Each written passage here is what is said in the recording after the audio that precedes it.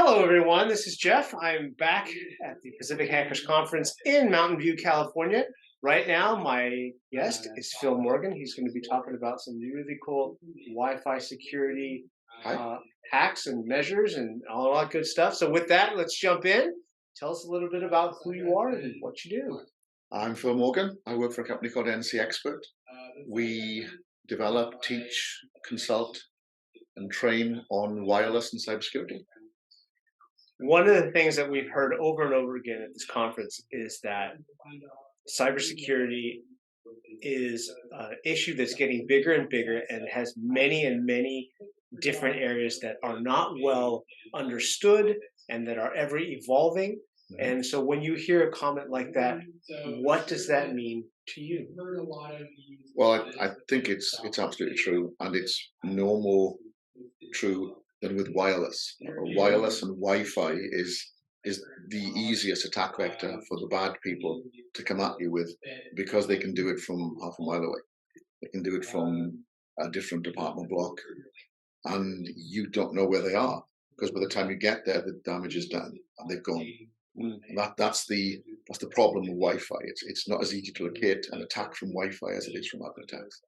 So let's break that down just a little bit. When you say Wi-Fi and wireless, is there a differentiation between those two? And is that different than a data network, perhaps that is provided by a cellular company?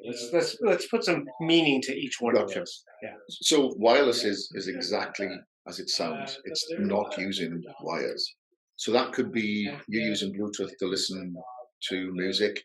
It could be your cellular provider. It could be a microwave link, or it could be a link when you're watching TV at home from a satellite broadcast. They're all wireless technologies. Mm. But Wi-Fi is you connecting your phone or your computer or your tablet or your games console at home to the internet wirelessly using the Wi-Fi protocols. Mm. And they are standardized, well-known, well-supported protocols that our iPads, our iPhones, our Androids, our laptops, and everything else use day in, day out. Excellent. So let's dig into that statement a little bit more. So when we're talking about the Wi-Fi protocol, obviously there's a big difference between the security that's available and that most people use Yeah. at home Yeah. versus a network that they might use at a work environment, for instance, where they have professionals who monitor that 24/7. And when we're talking about vulnerability specifically, we all know the bad guys are going to go for the easy money, right? Yeah. So Yeah. let's talk about how do we secure our personal networks so that we're at least on a better playing field, like the ones that are professionally managed at places like where we work. Use the latest technology. It means you've got to upgrade your stuff. Don't try and use a product that's maybe 10 years old or even 5 years old in some instances. It's not good news, but you have to keep up to date. iPhones, iPads, Androids, they are software upgradable to better levels of security, but you've got to upgrade them. I installed WPA3, which is the new great thing that's come out from the security industry for wireless, for Wi-Fi. And WPA3, my son today, my iPad doesn't work. And at that point, I'm thinking, oh, there's something wrong with the iPad. And then my daughter said, well, my iPad doesn't work. Now, if there's two things that don't work that did before, then I'm like, oh, maybe it's something I did. And it was, I turned on WPA3. So I turned off WPA3. I let them connect. I got them to do an update and I turned back on WPA3 and everything worked. They didn't have to buy new devices. They just had to do the latest patch. And rather shamefully, for what I do for a living, my kids, I say kids, they're older, mid-20s and things. My kids don't listen to my advice, didn't upgrade everything as they should. And as soon as they upgraded, it all worked really well. And of course, it all worked skillfully. We have a plethora of standards and amendments and an alphabet soup of stuff. The Wi-Fi Alliance has created what they call Wi-Fi 4, Wi-Fi 5, Wi-Fi 6, an easier way. And Wi-Fi 6 is obviously a better number than Wi-Fi 5. Wi-Fi 7 that they're promising now is going to be better than Wi-Fi 6. But they've also created something called WPA3, which is a standard. And if you just check when you buy a product, does it support the latest standards? Does it support the latest protocols? You'll be great to go. Of course, then you got to turn them on. So the standardization is important. The upgrading, the patching is important. Yeah.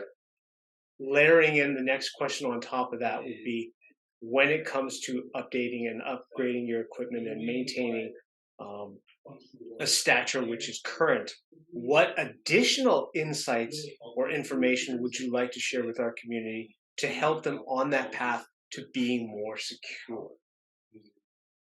I genuinely believe we are not paranoid enough.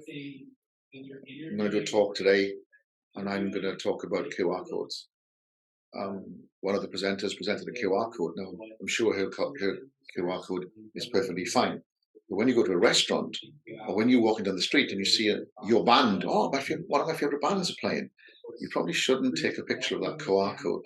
And excuse me, you shouldn't take a picture of the QR code and then let it link you to wherever it wants you to go to. We need to be more paranoid, and we need to be more suspicious. We need to use, we have tools that we can use. We have malware products, anti-malware products, we have antivirus products, we have security checker products. We need to use them, and we should never, ever turn them off. I had a customer the other day that called up and said, I had to turn off my firewall and my antivirus so I could get on the website. And I was horrified, and I was, no, and they thought that was okay. And it's kind of like the old movies you see where they do something and a portal opens and something sneaks through. You don't know what sneaked through during that half a day, then they turn the stuff off. And they now need to do a full audit and check everything. And be paranoid. We need to assume the worst and be more paranoid. It sounds ever so skeptical, but we live in a world where the monsters are out there and they want to come and steal our money and stuff. Well put. Well put. You know what? This is a very deep subject, and for those of our viewers who may want a little more information about you, what you do, potentially any services or products that you recommend or provide, what's the best way to get a hold of you? Come to our website and read our blogs. We have on our website, we have a blog and a student area where we just put really good information for people to look at. We talk about the latest updates and what's going on, and we make comments and things. They can contact me at my email address at ncexpert. I don't know if you can magically make one appear. We can put a link in the description box below. And with that, I'm going to end this podcast with something a little kind of a story. We do talk a lot about the things that we need to be aware of, the things that we need to be concerned about, and the bad guys and the bad actors who are out there doing bad things. It's a lot of bad. So let's talk about a little bit of good. If you could, can you share a story with us?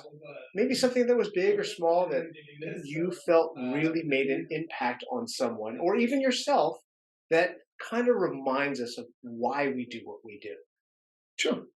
So I used to be a miner. I didn't actually work underground, but I used to work in the coal industry. And I didn't like it. And I decided to change and do something else. And it was the people that helped me. People who I don't even think they did it out of kindness, but they made a huge impact. Mentors, get a mentor. The group here, the Pacific Hackers, the guys who do it, people may not know, but they are actually masters of what they do. Rod and Marco and the guys, they truly are good at what they do, and they open up themselves and they talk to people. And I tried to do that as well. And the other day, I had a fresh-faced young face came up and asked me questions after a class I was doing, and I sat down and watched that person do a presentation at a conference, and I learned stuff from them. And it was wonderful to somebody that I helped and I encouraged is now teaching me stuff. And that's what this community is all about. People look up and they see superstars and actors and heroes and sports people, and they don't realize that they were born, they grew up, and they made choices, and they had help. And you could help somebody else do it, and take the help when it's offered. And you can change the world. You really can. I believe that most fervently. Take the help when it's offered. Yeah. Amazing.